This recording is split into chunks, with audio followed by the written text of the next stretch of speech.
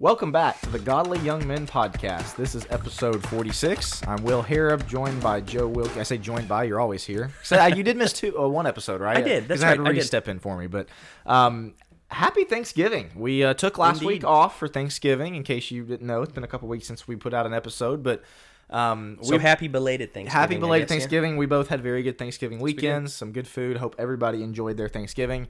I was listening to a podcast the other day where they're like, honestly, probably the most boring media content is when people start talking about which Thanksgiving foods they prefer. And it's like, I kind of agree with that, actually. Everybody does that. Everybody does it. It's so cliche and just kind of pointless. So we're not going to do that, even though I'm sure we both have takes on that. Yes, we do. But no, we're going to go ahead and get started with today's episode. And I've got my iPad in front of me. It's not for my notes. Me and Joe are gridlocked right now in a fantasy football matchup. So I'm trying to... He's going to blow my doors off by the end of the day, I don't think so. I think it's going to be a little closer than he thinks. But anyway, keeping the updates there. So, Joe, get us into what we're talking about today. I think it's an important episode. I think it's something that a lot of young people can struggle with, and a lot of young people not only can struggle with it, they don't know how to overcome it. Right, and I think we're seeing more of it today, and that's the idea of social anxiety. I feel like there was a time growing up, all of us as kids play like street hockey on the block, or we play football, or whatever it is. You were around other people a lot. You would go and talk to the neighbors, right? And the parents would come out and you talk to them and, hey, Mrs. So-and-so, or whatever it is, like... It's just natural. It's just natural. Yep. And so I feel like social anxiety has just skyrocketed in these last few years. Really, Gen Z and Generation Alpha, I would say, struggle with generation, the most. Yeah, I'll admit. Yeah, well, there's a lot of millennials that do as well. I don't know, they like regressed or something. It's really bad with Gen Z, though. Yes, it is. Like, social anxiety is a problem. And you know, you may wonder, you hear the term, what's social anxiety? Like, it's thrown around in the culture 24/7. Social anxiety. I'm going to therapy because I have social anxiety. Okay, what does that actually mean? How do you know if you have social anxiety? A couple things to look for. One is eye contact. Yeah. Can you make eye contact with somebody when you're looking down and you're kind of looking to the side and you're real quiet, bouncing the eyes around. Bouncing the eyes, or exactly, like you're clearly not comfortable. There's some anxiety coming out. Obviously, anxiety is this internal feeling that you get in social situations, but the eye contact, you rarely start up a conversation. You're not looking to engage. And even when they engage you in the conversation, you're still not that engaged. You're looking for any out. That's exactly what I was going to say. Constantly looking for an exit to the conversation. That's exactly it. Another one might be that you can't really talk on many subjects. I'm not as anxious on... Here, I'm going to take a hit at anime again. But, if like a lot of kids, man, if you're talking about anime, they are animated. Like, they are great. They know exactly what they're talking about. If you ask world politics or events or anything else like that, it's like, they don't know. So the social anxiety it skyrockets when you're in these social situations. And those are some things like, are you comfortable when you step into a room? One of the things I see a lot is just an overall avoidance of conversation. I know you kind of covered that, but like walk into a church building, Sunday morning assembly, and what are the young people doing? They're not talking to anybody that's outside their own age bracket. They might not be talking to anybody at all. Very true. They're on their phones. It's just it's so much easier for their brains. They don't have to work as hard mentally to just be on their phone. So that's what they migrate to. Parents let them. And of course, that's a whole other problem. But just overall avoidance of conversation. Like they don't like to talk. They don't like to talk to people. They don't like to do what we're doing right now. They don't like to do what people should be doing across dinner tables and having conversation, talking. That's social anxiety, I would say. Yeah, I would agree. Me, you, and Jack were just speaking at a congregation not that long ago. And what'd you see? From all the young men in the back. Everyone was on their phone or on an iPad or whatever during worship service. Worship service. And then you come up to speak to them after and like, again, the eye contact is completely gone. You can tell they do not want any part of any conversation. And so I guess the question I'd throw your way, why is that? What has caused this pandemic, I would say, of young kids specifically struggling with social anxiety? I've got a couple of things, but one other thing that I would say real quick on how you can see this is... when you meet a young person, and I'm going to say as young as 10 or 11, that's very articulate, that can speak well, that you maybe ask questions. I mean, it's just a really good conversationalist. They're the outlier. Yeah, they're the exception. You're like, whoa, this 10-year-old can actually carry on a conversation with me. That's a problem. But that's where we're at, and I think that's evidence to what you're talking about. Is the young men, take it up to a 14-year-old. The young 14-year-old that can have a good, normal, decent conversation with you is the outlier. Wasn't John Quincy Adams, 12 when he was a delegate? Or not a delegate, when he was a ambassador? Yeah, he was very young. He was 12 or 14 years old going to France and arguing on behalf of America's interests. Like 12 years old. If our fate was in the hands of 12-year-olds today... Could you imagine? Yeah. We'd be in some trouble. I mean, if it was like down to a Fortnite competition, maybe. Exactly. We'd be okay, but... No, you asked what causes it. Obviously, we could talk forever about smartphones. I think that's a big thing. Social media, again... you revert back to what's easiest naturally on your brain, and young people, for them, their phone is their world. It's easy to scroll, and it's just easier on their brain. It's more fun, dopamine hit, all that. So they do that more. The the other thing I would say is they're not expected to have face-to-face conversations. A lot of this falls on the parents. That's very true. But like, man, put your kids in situations. This is more to the parents, but if you're 16-year-old young person, look for opportunities to have normal conversations. But as far as why they don't, I think it is because they're not expected to. Yeah. How many times have you been out to dinner maybe and the kids are kind of relegated to the corner, or they're not really included in the conversation? Yeah. Just we'll let them be on their phones or whatever. They're not expected to talk. They're not expected to contribute ideas. They're not expected to, again, do what we're doing here right now. And so if they're not expected to, what are they going to do? They're going to do whatever's asked of them or expected of them, which is typically not a lot. It's interesting that it used to be children are to be seen but not heard, right? So they'd sit at the table. They still weren't interacting that much, but the difference was they were learning how to interact by watching their parents. They weren't just sitting on their smartphones, or playing at the other end of the table. They were observing. Exactly, observing how discourse took place. Watching their dad argue with somebody else, right, a neighbor, whatever it is, like they learned how it was done, and now kids aren't paying attention at the table because they're too much on their smartphones or whatever it may be. So I think that's a big one, and I would say also, and you kind of touched on this point, a lack of interaction with the parents. Yeah. So the parents are sitting around like, what happened to family dinner tables? The family is watching TV at this point. They're parents are sitting here, and maybe they're having dinner together, but the kids are somewhere else, and why is there not sitting around the family dinner table, like, again, learning discourse, talking back and forth, how was your day? And some people do that, but it's so limited. And so if you did this, and with my family, we would be there there were nights if we didn't have much to do, hour plus, just talking about life, talking about biblical concepts, talking about politics, talking about whatever else. We didn't even all agree, and that's okay. But we did learn to talk a lot in our family because it mattered what we had to say. And so maybe your parents, we're going to record an episode soon on what to do if your relationship with your parents is kind of negative. Maybe your parents don't value your opinion all that much. It's still really important for you to share that with others in your life because the lack of interaction, I think, is killing us. The last thing I would say as far as causes before we get into kind of what the Bible says and I guess really solutions here is I think COVID played a big part as well. Yeah. Because obviously we have our gripes with the public school system. We're going to have an episode on that as well coming up here in the next couple weeks. But at least even when they were at school, there were social interactions face to face, somewhat. Man, when COVID hit and everybody had to revert to everything's over Zoom, you can't go outside of your house, you can't, everything became over a screen even more than it already was. Man, kids, you lost a year of interaction. You did. Like an entire year. A year of practice, essentially. Yeah, and when you're that age, how essential is that at that age, at 10, 11, 12, 13 years old, to lose out on an entire year of interaction with others? I mean, developmentally, that is horrible. So I would agree with you. I think COVID really set people back. And so what we're seeing is social anxiety, once again, skyrocketing because of all of these things. I do think smartphones make it way worse, as you said. And I do think COVID set us back. And there's probably, and you may know even more reasons why. So make sure to comment or let us know if you see another reason why this is the issue. But it truly is an issue. So usually we turn to Scripture, right? Yep. This is where we would, what does the Bible have to say on it? Here's the issue. The Bible doesn't actually have that much to say. Thou shalt not have social anxiety is not found anywhere in the Bible. Or you could say, be anxious for nothing, but in everything by prayer and supplication, let your request be known unto God. Okay, that's great. That's not even talking about socially. That's not talking about social anxiety. That's talking about really worrying about what's going to happen next. Like, this is a different subset of anxiety, I feel like, which makes this difficult because the Bible isn't specifically speaking of. And let me just say, too, I mean, we're having an episode on this, which means we are acknowledging this is a big deal. I think there's sometimes this type of discussion can get brushed to the side of like, man, let's worry about something real for a second. Let's worry about some bigger problems. And granted, yes, like there are bigger problems in the world. However, for young men, social anxiety, not being able to talk to adults, not being able to communicate, talk, as we've had episodes on before, you're going to be inhibited in your duty and your role as a godly man if you can't do these things. If you have social anxiety, how are you going to be an elder with social anxiety? How are you going to be able to serve others with a social anxiety? And so, hopefully, everybody who's watching this, if you are somebody who you think, man, I'm struggling with that, hopefully you want to improve. Yeah, absolutely. I would say, like we do treat this as a big deal. Yeah, it is, and obviously as a therapist, I do see this, and I do see this as a rising concern. It is a concern. It is an issue. It is something that we want to take care of for exactly the reasons you just said.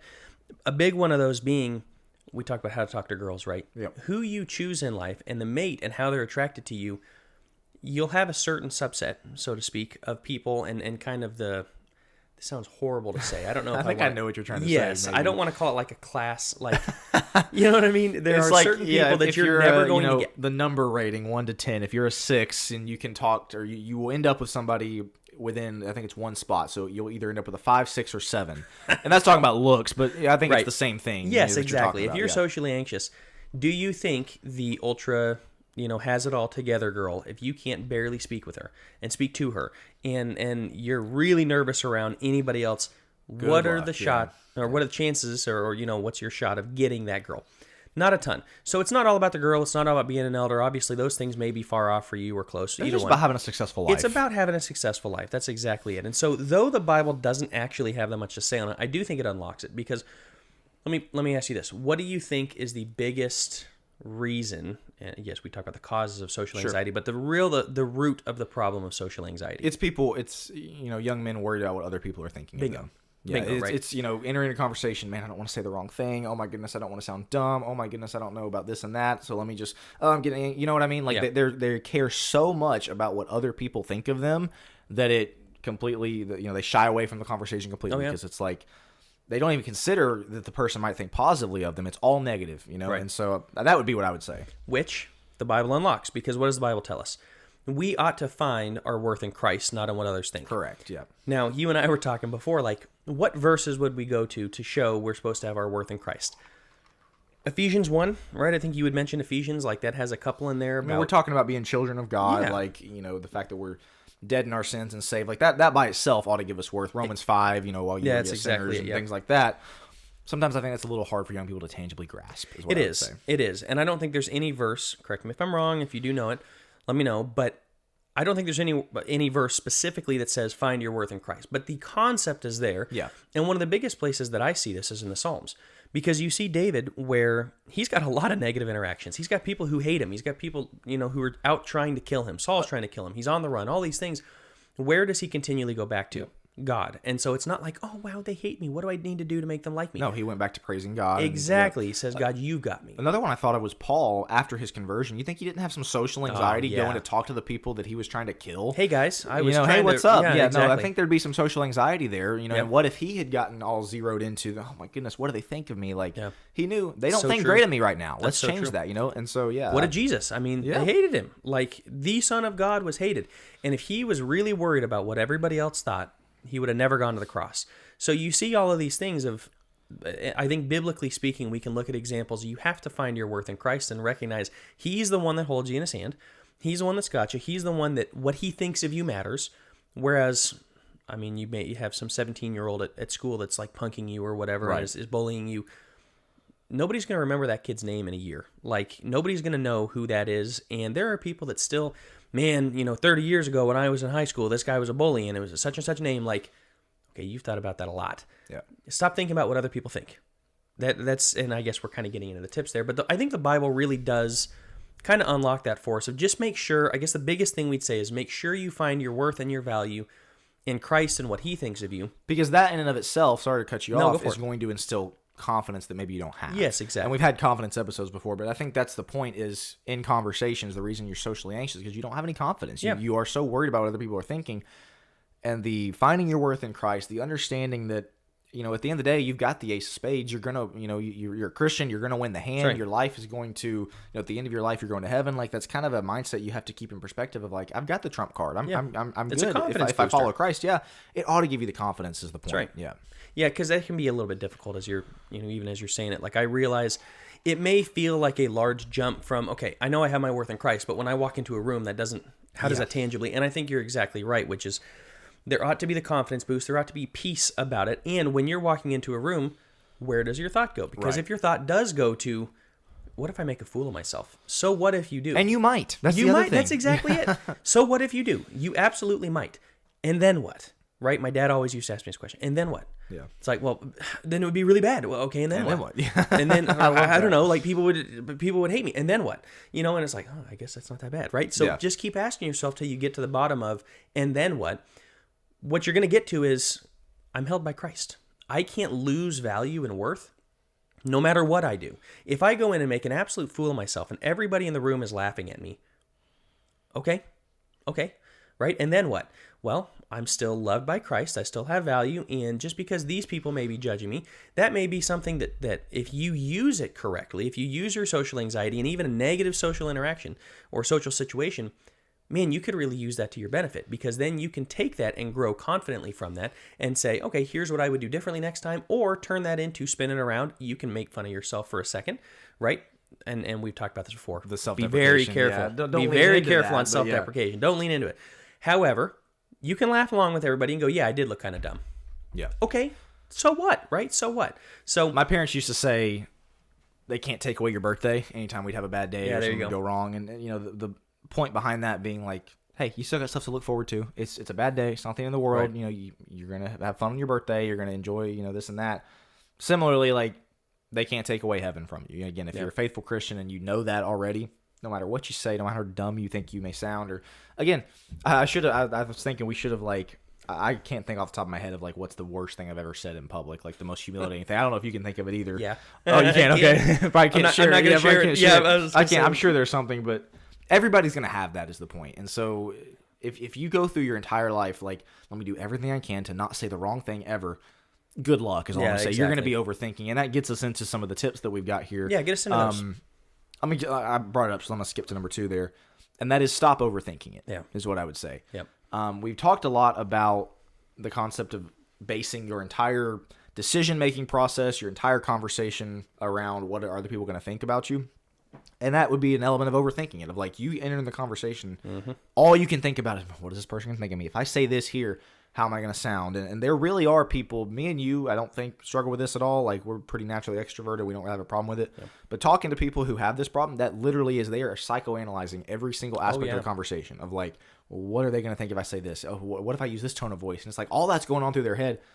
Just chill out. Yeah. Just stop overthinking. It's not the end of the world. That's they treat it as a chess match, right? Yes. Like, if I can look ahead, you're going to make this move and this move and this move, and if I make this and this and this, and I don't want to be putting checkmate over here. That's exactly it. But if you make this move, it's, well, I don't know what I would do in that moment, and so let's just disengage.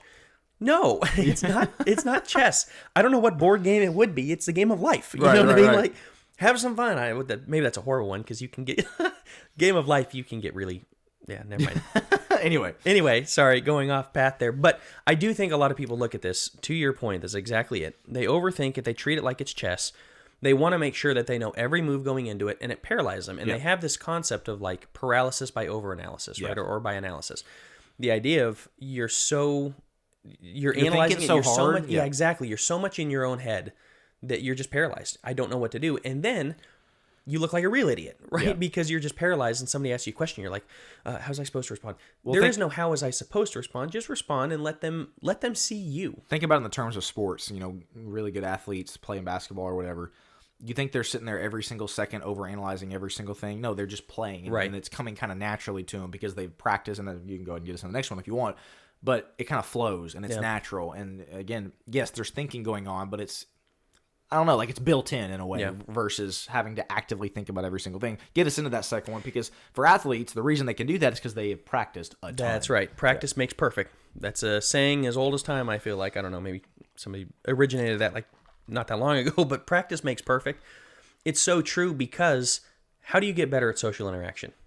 You do it a lot. How did I get good at social interaction? I like to think that I am. I don't know. I mean, I don't want to be arrogant about it, but I do like to think that I'm decent at social interaction. I do it all the time. I'm a therapist. I talk to people. Like, I've had sessions where I'll work with kids that literally give me, I'd literally count less than 20 words the entire session. Wow. And I will carry the conversation for a 50-minute to an hour-long session, basically by myself. Were you over there like writing tally marks, like one word there? Oh my word. It was the worst.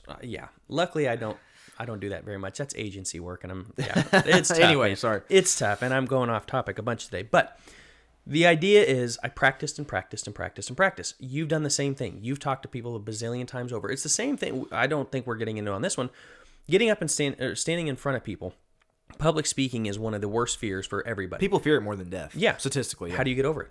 You do it a lot. Yeah. And you get used to our point, stop overthinking it. People, like, stop caring about what people think. Because if you only knew how little people actually thought of you. My dad used to tell me this, another great quote of his. People don't think about you near as much as you think they do. Yeah. Like, you practice it a lot of putting yourself in those situations. But on the overthinking it, stop thinking that everybody is looking at you waiting to laugh at you. Yeah. That's not the case because they're too busy worried about themselves. They think you're going to do the same exact thing. And so when you're in this situation, you really think that everybody's just out to get you. They're not thinking about you. They're thinking about themselves because that's what people do. It's kind of like, again, you enter into the conversation like, oh my goodness, if I say the wrong thing, they're going to think I'm the worst person in the world. That is the absolute worst case scenario that almost never, that never happens. Almost and even never. if it did, so big what? deal. Then what? Yeah. But to the point of, people don't think about you near as much as you think they do. If people spent more time just, worried about asking the right questions, and because another big element of this, I think, that people get scared of is thinking on your feet. Yeah. Because it's a question of like, what if they say this or ask me this, and I have no, I just blank, I just freeze up, and so they're not good at thinking on their feet. For this practice makes perfect point. Before we move on, that's something I would say also practice. Think on your feet a little bit. That's right. Teaching Bible class for me has been one of the biggest when I was at Jackson Temple the first time. That helped me the most is because, I used to be petrified to open it up for comments and questions because it's like I got my prepared statement. I know what I'm going to say. I know what I'm going to cover. I'm good to go. But as soon as a wrench gets thrown into it with something somebody else asks or a question I don't know, I was petrified for the longest time. And I finally realized, like, first of all, I don't have to have all the answers. But then second of all, it was fun kind of practicing, like, thinking on your feet and getting an answer ready. And I don't know. It's just, but it took practice is the point, is that I had to work on it. And yeah, I mean, that's something, it doesn't happen by osmosis. You do have to just practice it and put yourself in those positions. And here's another little tip. It's okay to say, I don't know. Yeah, exactly. Yeah. It is okay to, when you're thinking on your feet, I just don't have any idea. That's okay. But the other tip that I would say that actually does help with this, find yourself a we were trying to come up with the term, socially adept person, socially confident person, somebody who's really good at this, kind of the exact opposite of the socially anxious. Find somebody that that's really good at conversation. Hang around them for a little while. Ask them questions. How'd you get this way? What'd you do? Right? Yep. How do you have the confidence when you enter a room to know it's going to be okay? And there are two different types of social anxiety. Some people really struggle with the one-on-one, and then there's others where it's like the group setting. 1-on-6, and you're going, man, I don't know how I'm going to really get into this conversation where there's 6 people standing around. I'm really nervous. Find somebody who navigates both. And maybe there's somebody who's good in the groups and somebody who's good individually. Get to know what they do and get to be around them and ask them questions as to, and how did you get this way? If we really want to get through social anxiety, you're going to have to humble yourself enough to say, I am very socially anxious and I need help with that. Yeah, it's about being comfortable in just about every setting. The other thing I would say, and this is more specifically obviously for the one-on-one scenario, but learn to ask questions and be curious. We brought that up probably a gazillion times at this point, but man, you want to be good at conversation. You want to, have people enjoy talking to you.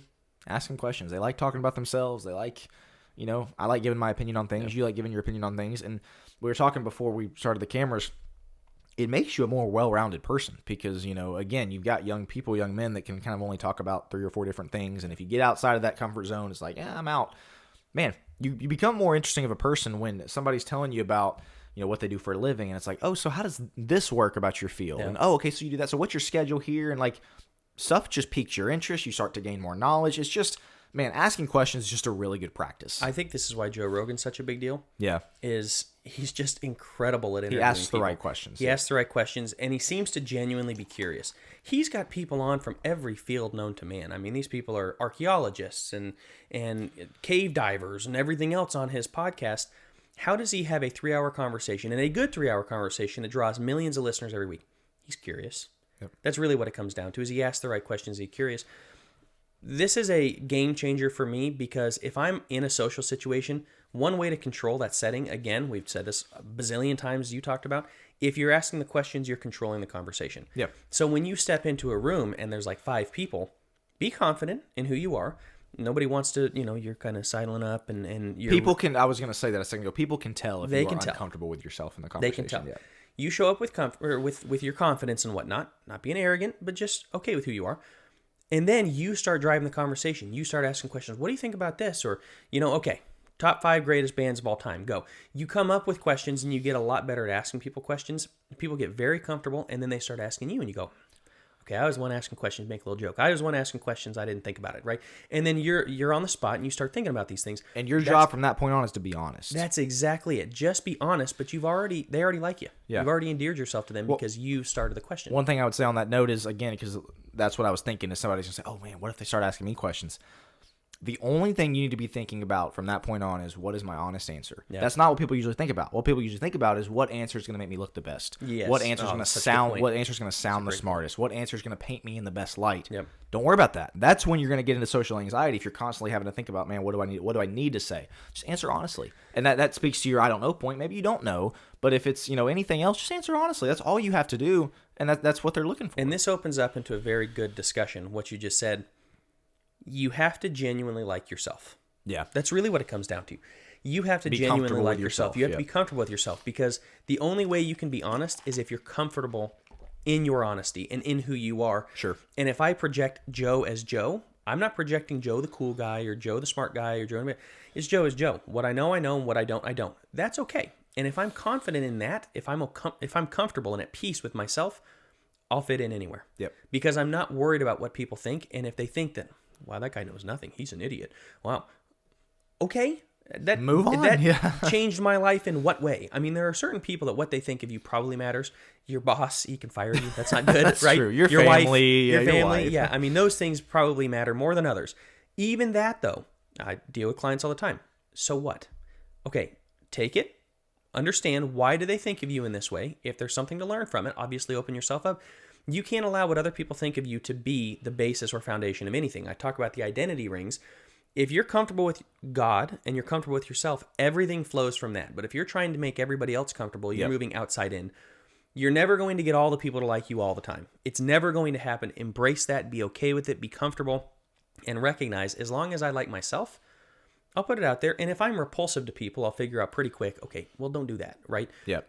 But trial and error. Exactly. It's trial and error. Practice makes perfect. But that's being okay and comfortable with who I am, looking like an idiot or looking like the cool guy. I'm comfortable either way, because there's something to learn on each side. That's a great, honestly, that's probably the way we need to wrap. You've got one more on here that we'll hit very quickly, and that is, remember that people are mostly forgiving. Yeah. We've already said it, like, man, people, if they think you're the worst person in the world, number one, they're probably not going to do that. Right. But if they do, who cares? Big deal, And so I think that point is good. People are mostly forgiving, especially, hopefully, if we're talking about church settings here. Yeah. If you're, trying to get better at conversations and you're at your congregation with older people, like, again, a lot of older people maybe can be cranky, snarky, whatever. For the most part, I would hope and pray that at your congregation, you're going to have forgiving people who are not going to be like, oh, look at this joker over here, this idiot. They're not going to do that. And so that's something that I think you need to keep in mind, a good thing to end with. But what you just said, which is being comfortable with who you are, tying back into the finding your worth in Christ, really is kind of the key to this episode. If you're not comfortable with yourself, if you are not conscious of the fact that you have your worth in Christ, you are going to struggle with social anxiety almost certainly. And when you get those things lined up in perspective, it's going to be a whole lot smoother. So here's what I'll say. Maybe take 5, 10 things on a list, things that you like about yourself, things that you're genuinely confident in. That's going to sound really weird.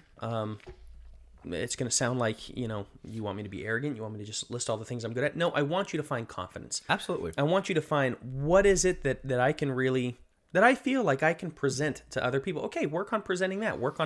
And then recognize, maybe on the other side, recognize things where you feel you fall short. Yep. I'm really self-conscious in this area. I feel overweight. I feel like I'm not smart. And then you can pray about those things, but also get used to navigating and go, why is that a problem? If I'm overweight, what am I doing about it? If I feel like I'm dumb, why do I think that? Is that a fair assessment? Am I really dumb? Most likely, no. Most likely you're hearing it from somebody else and you're allowing that inner critic, that inner voice, to determine everything for you. So that's what I would say homework-wise, if we're giving homework. We'll check back next week for exactly, the grade. As though I'm the therapist here, telling you what to do. But genuinely get used to being confident and then practice. Practice. Find yourself in other social settings.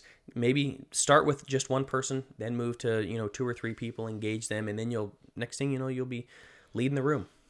The only other thing I would say is go read the Psalms. Joe brought it up. That's Yeah. what David did. Is he focused on God? He focused on how great his Creator was, That's right, how God's marvelous goodness, his Creator was, his goodness. And so, if you're looking for a place to study and read, if this is something you do struggle with, I'd say go to the Psalms. So, good episode. Yeah. Joe put the outline together, did an awesome Appreciate job. And again, this is a struggle for guys. We get it, or for a lot of guys, I should say. So we get it, and it's something that there are solutions, as we talked about. There are tips, there are things you can do, and so this is where we would start. Beyond that, I don't know if you have any other advice as far as other places, other resources, other places to go, but this would be a good starting point, is what I would say. Yeah. So. I was trying to think of books off the top of my head. I wasn't thinking about it, but either way, reach out to us, comment, obviously like and subscribe as they say, but comment, let us know. And if you have questions, we'd be happy to answer the questions on XYZ, anything about the social anxiety, because we do genuinely believe in this. Like, this is not just to be a filler episode, as Will already said, and then we'll wrap up here. This is a problem. We acknowledge that it's a problem. We acknowledge you're not stupid for having this problem. You're not wrong. You're not bad. You're not sinful. Nothing like that. It's just something that we all want to overcome. This is on our way to being godly young men who can lead a church, lead a family, be self-ruled men. It starts with us being confident in ourselves and letting others see that confidence and that they're willing to follow. Wife is willing to follow. A congregation is willing to follow us based on that. So absolutely. We hope this has helped. We hope this has been a good episode for you. And I think episode 47, we got a couple coming within the next couple weeks that I'm pretty excited about. So with that, anything else? No, we're going to wrap up. We're going to wrap right there for episode 46. Thank you for listening. We'll talk to you again next week.